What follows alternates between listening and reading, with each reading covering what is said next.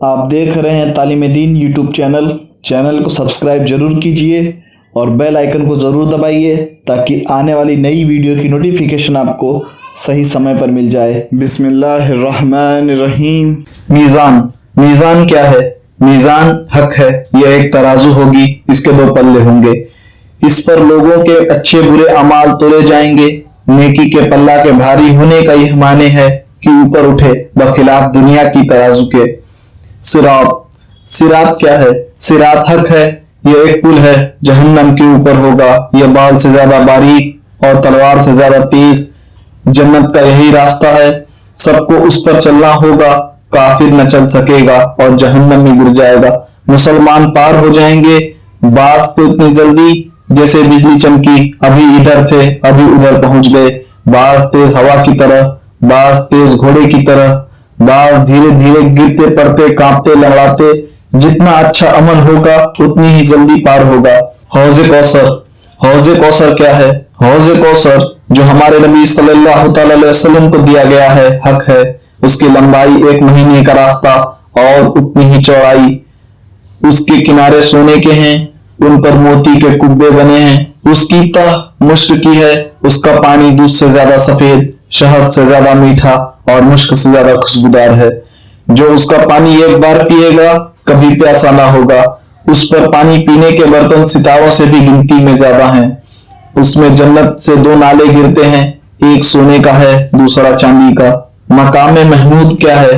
اللہ تعالیٰ اپنے حبیب محمد مصطفیٰ صلی اللہ تعالیٰ علیہ وسلم کو مقام محمود دے گا، جہاں اگلے پچھلے سب آپ کی تعریف کریں گے، بڑائی بیان کریں گے۔ لواء الحمد کیا ہے؟ یہ ایک جھنڈا ہے جو ہمارے آقا محمد مصطفیٰ صلی اللہ تعالیٰ علیہ وسلم کو قیامت کے دن ملے گا، جس کے نیچے حضرت آدم علیہ السلام سے لے کر قیامت تک جتنے مسلمان ہوئے ہیں، نبی ولی سب ہی جمع ہوں گے۔ جنت کا بیان۔ جنت ایک بہت بڑا اچھا گھر ہے جس کو اللہ تعالیٰ نے مسلمانوں کے لیے بنایا ہے۔ اس کی دیوار سونے چاندی کی اینٹوں اور مشک کے گارے سے بنی ہے۔ زمین زعفران و عنبر کی ہے، کنکریوں کی جگہ موتی اور جواہرات ہیں۔ اس میں جنتیوں کے رہنے کے لیے نہایت خوبصورت ہیرے جواہرات اور موتی کے بڑے بڑے محل اور خیمے ہیں۔ جنت میں 100 درجے ہیں، ہر درجہ کی چوڑائی اتنی ہے جتنی زمین سے آسمان تک۔ دروازے اتنے چوڑے ہیں، ایک باجو سے دوسرے باجو تک تیز گھوڑا 70 برس میں پہنچے۔ جنت میں ایسی نعمتیں ہوں گی جو کسی کے خواب و خیال میں بھی نہیں آتی۔ اس طرح کے پھل، میوے، دودھ، شہد، شراب وہ جس میں نہ بو ہوگی نہ نشہ، اور اچھے کھانے، بڑھیا کپڑے جو دنیا میں کبھی کسی کو نصیب نہ ہوئے، وہ جنتیوں کو دیے جائیں گے۔ خدمت کے لیے ہزاروں صاف ستھرے غلام اور صحبت کے لیے سینکڑوں حوریں ملیں گی جو اتنی خوبصورت ہیں کہ اگر کوئی ان میں سے دنیا کی طرف جھانکے تو اس کی چمک اور خوبصورتی سے ساری دنیا کے لوگ بے ہوش ہو جائیں۔ بہشت میں نہ نیند آئے گی، نہ بیماری ہوگی، نہ کوئی ڈر ہوگا، نہ کبھی موت آئے گی، نہ کسی قسم کی کوئی تکلیف ہوگی، بلکہ ہر طرح کا آرام ہوگا اور ہر خواہش پوری ہوگی، اور سب سے بڑھ کر نعمت اللہ تعالیٰ کا دیدار ہوگا۔ دوزخ یہ بھی ایک گھر ہے، اس میں گپ اندھیرا اور تیز کالی آگ ہے جس میں روشنی کا نام نہیں۔ یہ بدکاروں اور کافروں کے رہنے کے لیے بنایا گیا ہے۔ کافر اس میں ہمیشہ قید رکھے جائیں گے، اس کی آگ دم بدم بڑھتی رہے گی۔ جہنم کی آگ اتنی تیز ہے کہ سوئی کے نوک کے برابر کھول دیا جائے تو تمام زمین والے سب کے سب اس کی گرمی سے مر جائیں۔ اگر جہنم کا کوئی داروغہ دنیا میں آ جائے تو اس کی ڈراؤنی صورت دیکھ کر تمام لوگوں کی جان نکل جائے، کوئی زندہ نہ بچے۔ جہنمیوں کو طرح طرح کا عذاب دیا جائے گا، بڑے بڑے سانپ بچھو کاٹیں گے، بھاری ہتھوڑوں سے سر کچلا جائے گا، بھوک پیاس بہت لگے گی، تیل کے تل چھٹ کے ایسا کھولتا پانی اور پینے کو، کانٹے دار زہریلا پھل کھانے کو ملے گا۔ جب اس پھل کو کھائیں گے تو یہ گلے میں رک جائے گا، اس کو اتارنے کے لیے پانی مانگیں گے، وہی کھولتا ہوا پانی دیا جائے گا۔ اس کے پینے سے آنتوں کے ٹکڑے ٹکڑے ہو کر بہہ جائیں گے۔ پیاس اس بلا کی ہوگی، اس پانی پر طوس کے مارے ہوئے اونٹ کی طرح گریں گے۔ کفار جب عذاب سے عاجز آ کر موت کی تمنا کریں گے اور موت بھی نہ آئے گی تو آپس میں مشورہ کر کے جہنم کے داروغہ حضرت مالک علیہ السلام کو پکار کر کہیں گے کہ اب اپنے رب سے ہمارا قصہ تمام کرا دو۔ حضرت مالک 1000 برس تک جواب نہ دیں گے۔ 1000 برس کے بعد کہیں گے مجھ سے کیا کہتے ہو؟ اس سے کہو جس کی نافرمانی کی ہے۔ تب پھر 1000 برس تک اللہ تعالیٰ کو اس کے رحمت کے ناموں سے پکاریں گے، وہ 1000 برس تک جواب نہ دے گا۔ اس کے بعد فرمائے گا تو یہ فرمائے گا دور ہو، جہنم میں پڑے رہو، مجھ سے بات نہ کرو۔ اس وقت کفار ہر قسم کی خیر سے نا امید ہو جائیں گے اور گدھے کی آواز کی طرح چلا کر روئیں گے۔ پہلے آنسو نکلے گا، جب آنسو ختم ہو جائے گا تو خون روئیں گے۔ روتے روتے گلوں میں خندقوں کی طرح گڈھے پڑ جائیں گے۔ رونے کا خون اور پیپ اتنا ہوگا اگر اس میں کشتیاں ڈالی جائیں تو چلنے لگے۔ جہنمیوں کی شکل ایسی بری ہوگی کہ اگر کوئی جہنمی دنیا میں اسی صورت پر لایا جائے تو تمام لوگ اس کی بدصورتی اور بدبو کی وجہ سے مر جائیں۔ آخر میں کافروں کے لیے یہ ہوگا کہ ہر کافر کو اس کے قد کے برابر صندوق میں بند کریں گے، پھر آگ بھڑکائیں گے اور آگ کا تالا لگائیں گے۔ پھر یہ صندوق آگ کے دوسرے صندوق میں رکھا جائے گا اور ان دونوں کے بیچ میں آگ جلائی جائے گی اور اس میں بھی تالا لگایا دیا جائے گا۔ پھر اسی طرح اس صندوق کو ایک دوسرے صندوق میں رکھ کر آگ کا تالا لگا کر آگ میں ڈال دیا جائے گا۔ تو اب ہر کافر یہ سمجھے گا اس کے سوا اب کوئی آگ میں نہ رہا اور یہ عذاب بالائے عذاب ہے، اور اب ہمیشہ اس کے لیے عذاب ہی رہے گا جو کبھی ختم نہ ہوگا۔ جب سب جنتی جنت پہ پہنچ جائیں گے اور جہنم میں صرف وہی لوگ رہ جائیں گے جنہیں ہمیشہ وہاں رہنا ہے، اس وقت جنت اور دوزخ کے بیچ میں موت میڈھے کی شکل میں لا کر کھڑی کی جائے گی۔ پھر ایک پکارنے والا جنت والوں کو پکارے گا، وہ ڈرتے ہوئے جھانکیں گے کہیں ایسا نہ ہو یہاں سے نکلنے کا حکم ہو۔ پھر جہنمیوں کو پکارے گا، وہ خوش ہو کر جھانکیں گے کہ شاید اس مصیبت سے چھٹکارے کا حکم ہو۔ پھر ان سے پوچھے گا کہ اسے پہچانتے ہو؟ سب کہیں گے ہاں یہ موت ہے۔ پھر وہ ذبح کر دی جائے گی اور کہے گا اے جنت والو ہمیشگی ہے اب مرنا نہیں، اور اے دوزخیوں ہمیشگی ہے اب مرنا نہیں۔ اس وقت جنتیوں کو خوشی پر خوشی ہوگی اور جہنمیوں کو غم کے اوپر غم۔ ایمان و کفر کا بیان۔ ایمان کیا ہے؟ ایمان یہ ہے کہ اللہ و رسول کی بتائی ہوئی تمام باتوں کا یقین کرے اور دل سے سب جانے۔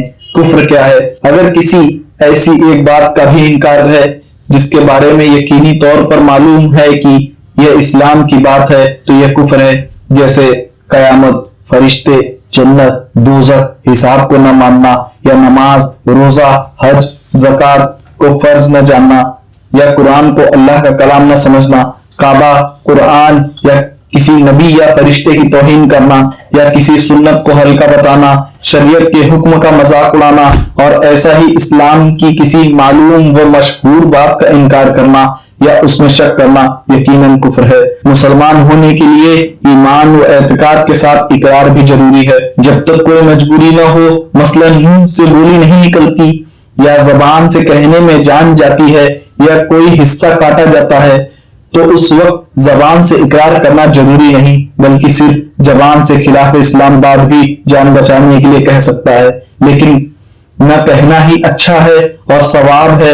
اس کے سوا جب کبھی زبان سے کلمہ کفر نکالے گا کافر سمجھا جائے گا، اگرچہ یہ کہے کہ خالی زبان سے کہا دل سے نہیں۔ اسی طرح وہ باتیں جو کفر کی نشانی ہیں جب ان کو کرے گا کافر سمجھا جائے گا، جیسے جمیع ڈالنا، چٹیا رکھنا، صلیب لٹکانا۔ کتنی بات سے آدمی مسلمان ہوتا ہے۔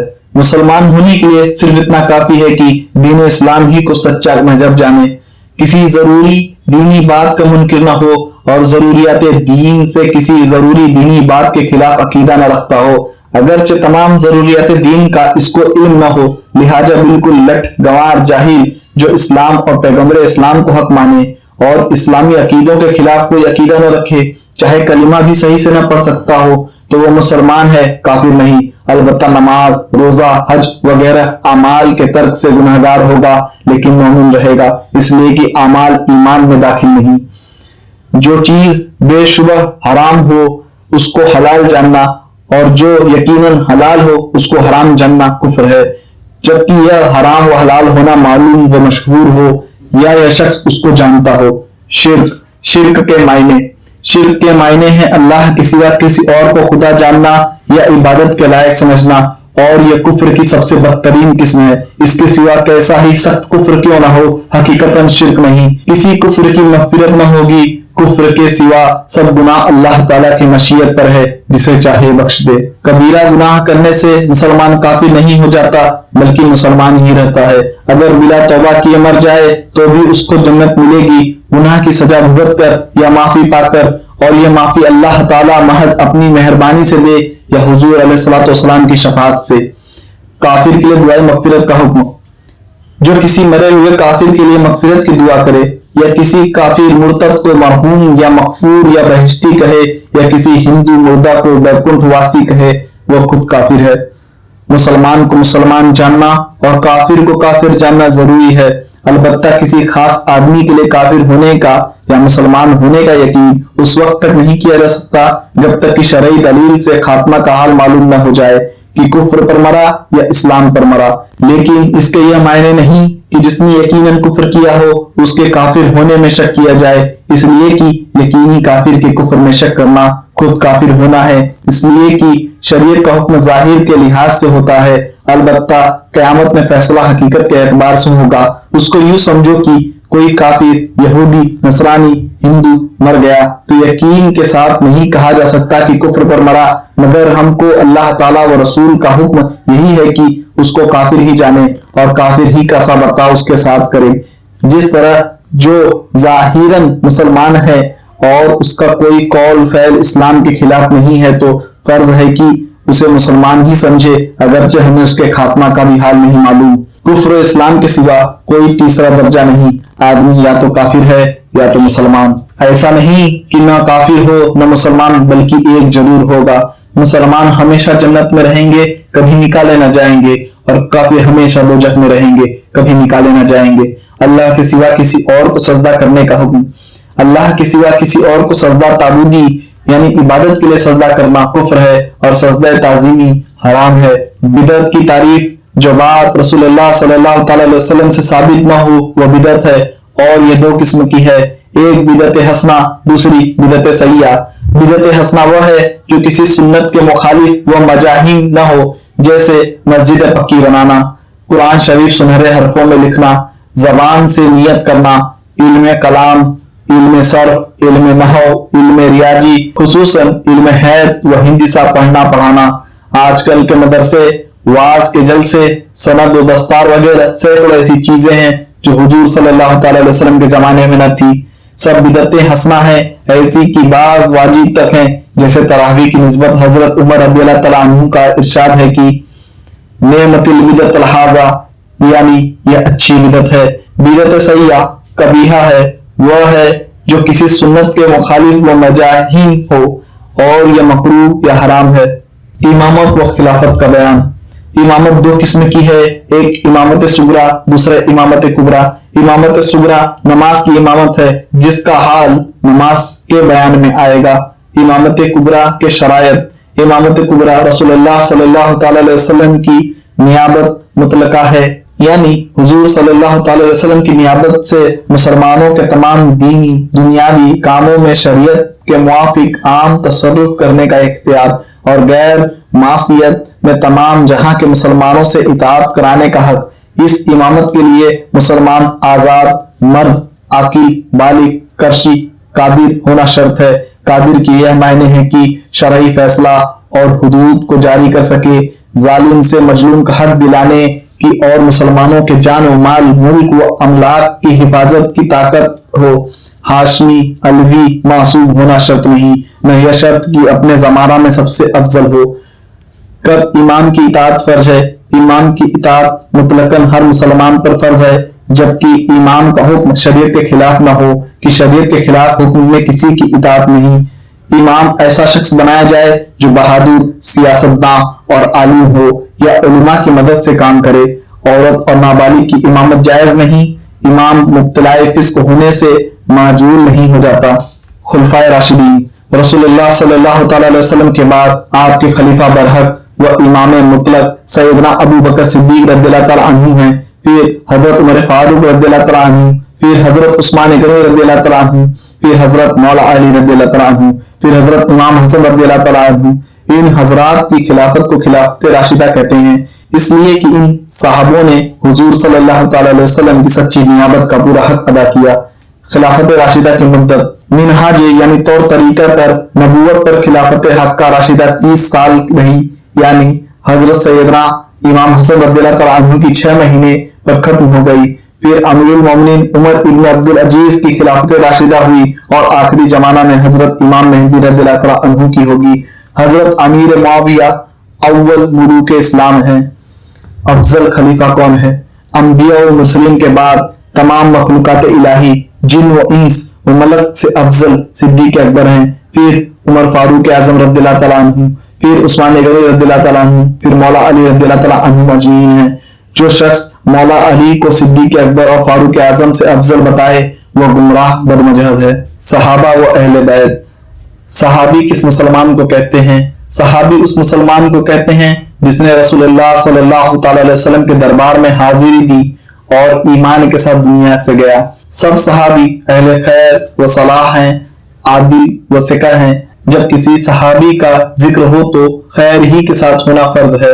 सहाबी की तौहीन का हुक्म। किसी सहाबी के साथ बदअकीदगी, गुमराही, बदमजहबी है। हजरत अमीर मुआविया, हजरत अमर इब्न आस, हजरत वहशी वगैरह किसी सहाबी की शान में बेअदबी तबर्रा है और इसका कायल राफसी है। हजरत शेखैन की तौहीन का हुक्म। हजरत शेखैन की तौहीन बल्कि उनकी खिलाफत से इनकार ही फुकहा के नजदीक कुफ्र है। हजरत मुआविया रज़ियल्लाहु तआला अन्हु को बुरा कहने वाले का हुक्म। कोई वली कितने ही बड़े मर्तबा का हो किसी सहाबा के रुतबे को नहीं पहुंचता। हजरत अली रज़ियल्लाहु तआला अन्हु से हजरत मुआविया रज़ियल्लाहु तआला अन्हु की जंग खताए इज्तिहादी है जो गुनाह नहीं, इसलिए हजरत मुआविया रज़ियल्लाहु तआला अन्हु को जालिम, बागी, सरकश या कोई बुरा कलिमा कहना हराम व नाजायज बल्कि तबर्रा और फिज है। अहले बैत में कौन लोग दाखिल हैं? अहले बैत यानी रसूलुल्लाह सल्लल्लाहु अलैहि वसल्लम की बीवियां और औलाद। सहाबा की तरह इनके भी बहुत फजाइल आयात व हदीस में आए हैं। सहाबा व अहले बैत की मोहब्बत रसूलुल्लाह सल्लल्लाहु अलैहि वसल्लम की मोहब्बत है। उम्मुल मोमिनीन हजरत आयशा सिद्दीका को ऐब लगाने वाले का हुक्म। उम्मुल मोमिनीन हजरत आयशा सिद्दीका रज़ियल्लाहु तआला अन्हा पर तोहमत लगाने वाला कतअन यकीनन काफिर मुर्तद है। हजरत हसनैन आला दर्जा के शहदा में से हैं। इनमें से किसी की शहादत का मुनकिर गुमराह बद्दीन है। हजरत इमाम हुसैन को बागी कहने वालों का हुक्म। जो हजरत इमाम हुसैन रज़ियल्लाहु तआला अन्हु को बागी कहे या यजीद को हक पर बताए वो मरदूद, खारजी, मुस्तहिक जहन्नम है। यजीद के नाहक पर होने में और फासिक व फाजिर होने में क्या शुबहा है। अलबत्ता यजीद को काफिर न कहें और न मुसलमान कहें बल्कि सकूत करें। इख्तिलाफात सहाबा का हुक्म। जो सहाबा व अहले बैत से मोहब्बत न रखे वह गुमराह व बदमजहब है। सहाबा किराम रज़ियल्लाहु तआला अन्हुम में आपस में जो वाक़ियात हुए उनमें पढ़ना हराम व सख्त हराम है। उनकी लग्जिशात पर गिरफ्त करना या उनकी वजह से उन पर तान या उनसे बदएतिकादी नाजायज। विलायत का बयान। वली की तारीफ। वली वो मोमिन साले है जिसको मार्फत व कुर्बे इलाही का एक खास दर्जा मिला हो। अक्सर शरीयत के मुताबिक रियाजत व इबादत करने के बाद विलायत का दर्जा मिलता है और कभी इब्तिदान बिला रियाजत व मुजाहिदा भी मिल जाता है। तमाम औलिया में सबसे बड़ा दर्जा हजरत खुलफाए अरबा यानी चारों खलीफा हजरत अबू बकर सिद्दीक, हजरत उमर, हजरत उस्मान, हजरत अली रज़ियल्लाहु तआला अन्हुम अजमईन का है। औलिया हर जमाना में होते हैं और कयामत तक होते रहेंगे, लेकिन इनका पहचानना आसान नहीं। हजरत औलिया को अल्लाह ताला ने बड़ी ताकत दी है। जो इनसे मदद मांगे हजारों कोस की दूर से उसकी मदद फरमाते हैं। औलिया अल्लाह का इल्म व कुदरत। इनका इल्म निहायत वसी होता है, हत्ता कि बाजों को मा काना व मा यकून, जो कुछ हुआ और जो कुछ होगा, और लोहे महफूज पर इत्तला देते हैं। मरने के बाद उनके कलामात और कुव्वतें और बढ़ जाती हैं। उनके मजार की हाजिरी फैज़ सआदत और बरकत का सबब है। उनको इसाले सवाब करना अच्छी चीज है और सवाब का काम है। औलिया किराम का उर्स यानी हर साल विसाल के दिन कुरान ख्वानी, फातिहा, वाज, इसाले सवाब अच्छी चीजें हैं और सवाब का काम है। रहा नाजायज काम जैसे नाच, रंग, खेल, तमाशा तो हर हाल में बुरे हैं। मजात तैयबा के पास ज्यादा मजमूम है। चूंकि औलिया अलैहिस्सलाम के सिलसिले में दाखिल होना, उनकी मुरीद व मोतकिद होना दोनों जहां کی بھلائی اور برکت کا ذریعہ ہے، اس لیے بیعت سے پہلے پیر میں 4 باتیں ضرور دیکھ لیں۔ پہلا، سنی صحیح العقیدہ ہو ورنہ ایمان بھی ہاتھ سے جائے گا۔ دوسرا، اتنا علم رکھتا ہو کہ اپنی ضرورت کے مسائل کتابوں سے نکال لے، نہیں تو حرام حلال جائز و ناجائز کا فرق نہ کر سکے گا۔ تیسرا، فاسق معلن یعنی وہ آدمی جو کھلم کھلا گناہ کرتا ہو نہ ہو کہ فاسق کی توہین واجب ہے اور پیر کی تعظیم ضروری۔ چوتھا، اس کا سلسلہ نبی صلی اللہ تعالی علیہ وسلم تک متصل ہو ورنہ اوپر سے فیض نہ پہنچے گا۔ تقلید یعنی دین کے 4 امام میں سے کسی ایک کے طریقہ پر احکام شریعہ بجا لانا، مثلا امام ابو حنیفہ یا امام مالک یا امام شافعی یا امام احمد بن حنبل کے طور پر نماز، روزہ، حج، زکوٰۃ وغیرہ ادا کرنا۔ کسی ایک امام کی پیروی واجب ہے، اسی کو تقلید شخصی کہتے ہیں۔ تنبیہ، ان اماموں نے اپنی طرف سے کوئی مسئلہ گڑھا نہیں، بلکہ قرآن و حدیث کا مطلب صاف صاف بیان کیا، جو عام آدمیوں بلکہ عام عالموں کی سمجھ میں بھی نہیں آ سکتا تھا۔ لہٰذا ان اماموں کی پیروی دراصل قرآن و حدیث کی پیروی ہے۔ جو شخص ایک امام کی پیروی کرتا ہے وہ دوسرے امام کی پیروی نہیں کر سکتا۔ مثلا یہ نہیں ہو سکتا کہ کچھ مسئلوں میں ایک امام کی پیروی کرے اور کچھ مسئلوں میں دوسرے کی، بلکہ تمام مسائل میں ایک معین امام کی پیروی واجب ہے۔ اور یہ بھی جائز نہیں کہ حنفی شافعی ہو جائے، شافعی حنفی ہو جائے، بلکہ جو آج تک جس امام کا مقلد رہا اور آئندہ اسی کی تقلید کرے۔ اور اب تمام علماء کا اتفاق ہے کہ ان 4 اماموں کے علاوہ کسی اور امام و مجتہد کی تقلید جائز نہیں۔